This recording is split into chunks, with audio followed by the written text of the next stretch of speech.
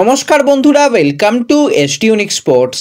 বন্ধুরা, এই ভিডিওতে আমরা কথা বলবো কিছু ফুটবল আপডেট নিয়ে, তার সাথে সাথে ইস্টবেঙ্গলের নতুন কিছু সাইনিং নিয়েও আপডেট শেয়ার করা রয়েছে এই ভিডিওতে।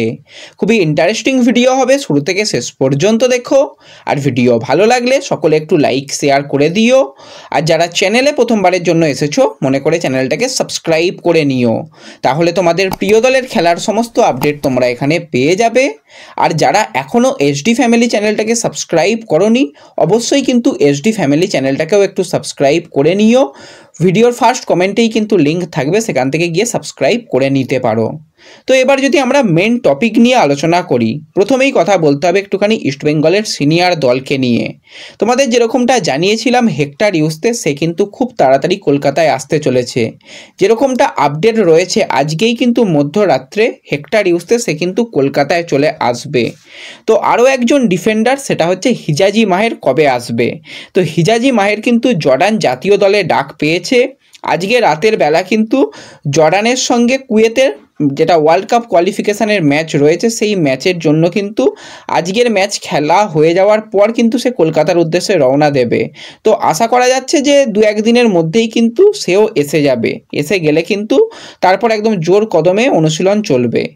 এবার সামনে নর্থ ইস্ট ম্যাচ রয়েছে। নর্থ ইস্ট ম্যাচে কিন্তু আলাদিন যেরকম ছন্দে রয়েছে, দুর্দান্ত ছন্দে রয়েছে, তাকে আটকানোর জন্য এই জোড়া ডিফেন্ডারকে লাগতে পারে। তার সাথে আনোয়ার আলীকে যদি ডিফেন্স লাইনে জুড়ে দেওয়া যায়, লালচং নুঙ্গাও কিন্তু আগের থেকে অনেকটা ভালো খেলছে, প্রভাত ফিরছে, রাকিব সেও অ্যাভেলেবেল রয়েছে। তো ডিফেন্সকে অনেক বেশি শক্তিশালী করতে হবে, ডিফেন্সের সঙ্গে মাঝমাঠকে আরও বেশ জমজমাট করতে হবে। সেই কাজটাই কিন্তু অস্কার ব্রুজন সে করতে চলেছে।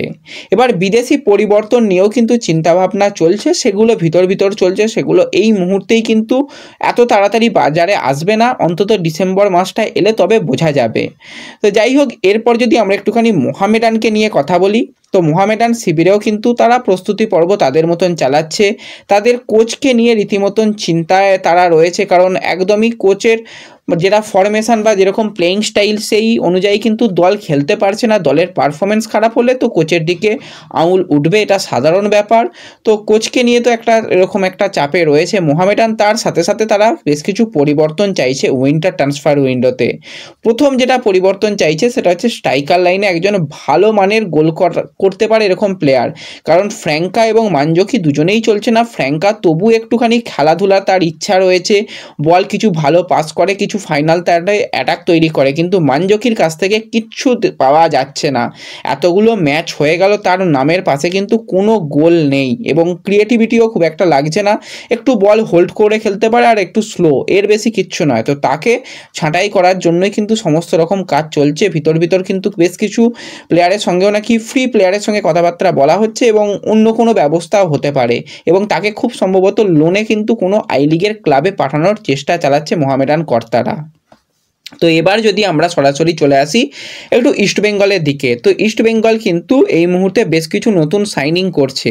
সেগুলো হচ্ছে অনূর্ধ্ব-17 দলের প্লেয়ারদের।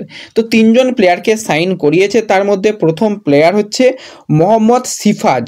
তো প্লেয়ারটা কিন্তু সাইনিং হয়ে গেছে এবং ইস্টবেঙ্গল দলে যোগদান করে ফেলেছে। দ্বিতীয় যে প্লেয়ার সেটা হচ্ছে নাব্বাব আসবা। তো এই প্লেয়ারও কিন্তু ইস্টবেঙ্গলের এই যে অনূর্ধ্ব-17 দলে যোগদান করে ফেলেছে। এবং তৃতীয় প্লেয়ার হচ্ছে আবদুল্লাহ রায়হান। তো এই প্লেয়ারও কিন্তু যোগদান করে ফেলেছে। এই 3 মূর্তির সাইনিং কমপ্লিট হয়ে গেছে। তোমরা গত বছরও দেখেছিলে AIFF-এর যে ইউথ ফুটবল লিগ, সেই ফুটবল লিগে ইস্টবেঙ্গল দুর্দান্ত পারফরমেন্স করেছিল।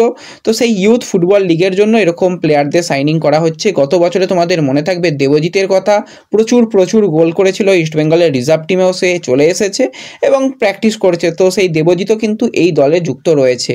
তো আরও সামনের দিকে কিন্তু বেশ কিছু নতুন সাইনিং হবে এবং সেগুলো তোমাদের পরপর আপডেট দিয়ে দেব। তো এই ভিডিওতে এই কয়েকটাই ছোট্ট আপডেট শেয়ার করার ছিল তোমাদের সঙ্গে। ভিডিও ভালো লাগলে একটু লাইক শেয়ার করে দিও। তো দেখা হবে পরবর্তী ভিডিওতে। ধন্যবাদ।